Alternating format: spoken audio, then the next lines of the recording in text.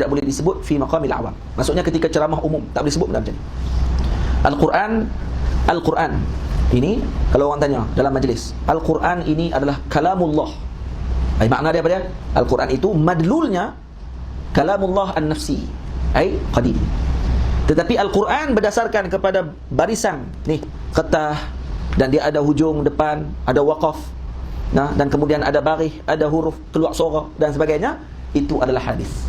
Boleh faham? Itu adalah hadis. Jadi kalam yang dibincangkan bagi sifat yang qadim itu, yang tidak ada permulaan, tidak ada hujung, tidak ada depan, tidak ada belakang, tidak berbahasa, tidak apa semua sekali, itu adalah kalam qadim nafsi. Kalam nafsi itu. Boleh faham? Kalam nafsi. Ini dal. Kerana Quran itu dal. Manakala kalam nafsi itu madlul. Boleh faham? Jadi madlul itu yang qadim. Dalnya itu hadis.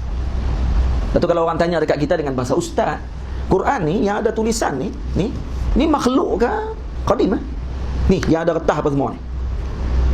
Maka kita kata itu adalah makhluk. Kerana ni hadis.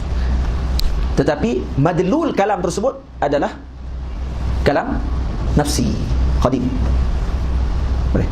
Sebab kalam nafsi Allah Ta'ala itu tidak berhuruf, tidak bersuara, tidak ada hujung, tidak ada depan, tidak ada belakang, tidak ada titik, tidak ada baris, tidak ada bahasa.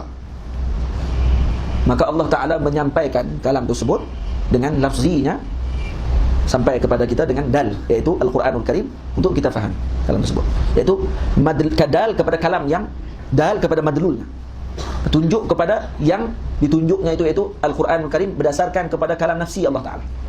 Nampak? Tapi kalam nafsi Allah Ta'ala berbeza dengan kalam nafsi manusia. Cuma kalam nafsi tetap dipanggil kalam juga. Manusia pun panggil kalam juga. Bermakna sah tak letakkan nisbah kalam kepada kalam nafsi. Ni, ucapan nafsi ni maksudnya dalaman. Tapi dalaman tu kita ni sifat dalaman ni daqiq sifat kalam ni. Sebab tu berlaku perbincangan panjang dalam masalah ilmi kalam, sifat kalam ni, sehingga berpecah kepada banyak firaq dan masalah kalam. Sehinggalah Allahumma salli ala sayyidina Muhammad, Mu'tazilah mengatakan bahawa Allah Ta'ala itu, memang Mu'tazilah pegang Quran itu makhluk. Quran tu makhluk tu. Kenapa yang ulama tentang dengan perkara tersebut? Bukan masalahnya pada dal tadi, pada madlulnya makhluk. Itu maksudnya. Itu yang ulama tentang. Kerana pada Quran itu makhluk yang dengan makna dal, iaitu makna dengan getah dan sebagainya. Itu tak ada seorang pun ulama yang tentang dengan perkara tersebut, dan itu memang betul. Takkan kita nak kata kita bukan Karramiyah. Karramiyah memang sungguh. Kelompok Karramiyah mengatakan Quran ni yang getah ni. Kalau kata contoh Quran kita pegang, dia getah ni tangan ni pun qadim juga. Tu dia jam terus. Dia lagi jam. Ni pun qadim. Dia kata pening, dia tak faham pening, qadim tu apa dia? Semua tu qadim dia. Kita bukan macam tu. Jadi yang Imam Ahmad Ibn Hanbal dan imam-imam kita pada zaman dahulu, Al-Imam Syafi'i rahimahullah, yang pada zaman beliau difitnah dengan masalah ni, masalah khalqul Quran. Khalqul Quran tu pada apa? Pada masalah madlul tu. Dia bincang pada madlul Al-Quran tadi ni. Hatta kalam nafsi itu juga adalah bagi mereka Allah Ta'ala menciptakan untuk difahami. Macam tu.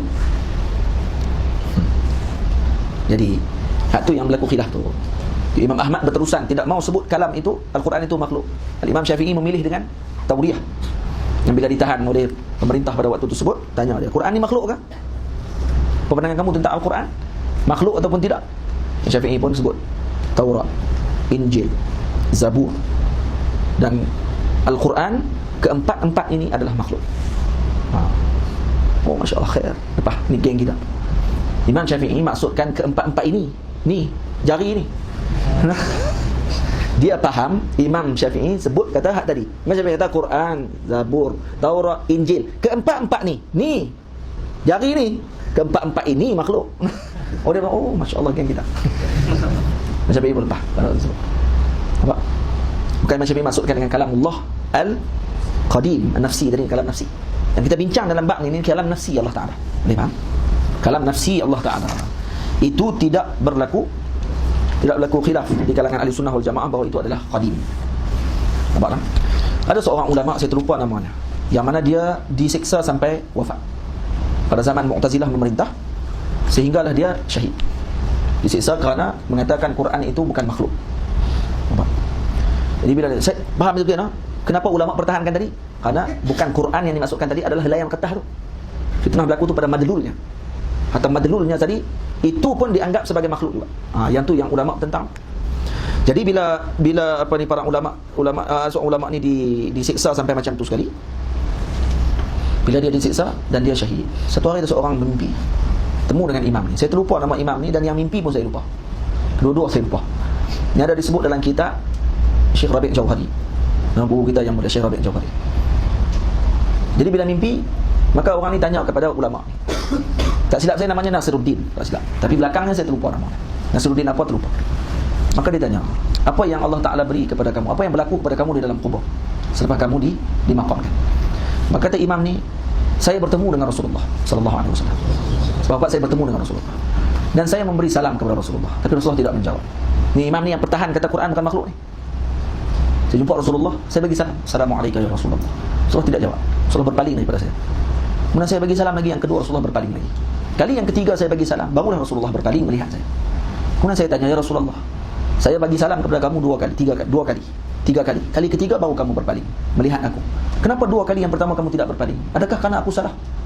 Nabi kata, bukan karena kamu salah, tapi karena aku malu dengan kamu. Dia kata, karena kamu disiksa oleh cucuku sendiri. Dan kamu mati dalam keadaan kamu disiksa oleh cucuku yang berpegang dengan pahaman yang tidak betul.